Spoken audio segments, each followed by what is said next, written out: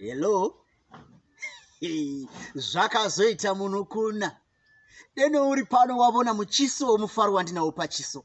Mazviro kwazvo hachieri musi wacharimwa chisi. Zvakazoita munokuna. Taingodzionera pavamwe pachivanze. Pano yakauya ichidhonzwa ipapa handivanzi. Asi katsunyagwa makorokoto ndedu tose mwana mai. Zvakazoita munokuna.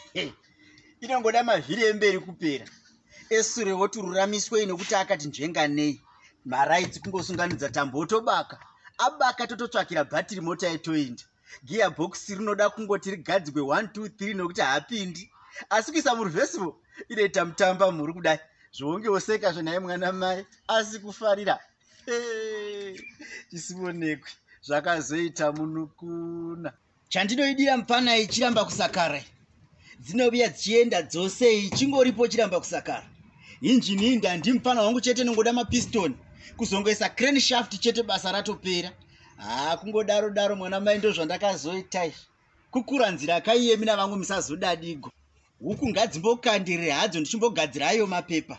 Ava makore munun'una yakaguma kare mutero kuripa. Ndo zvandakazoita izvi munokuna makorokoto ndeedu tose.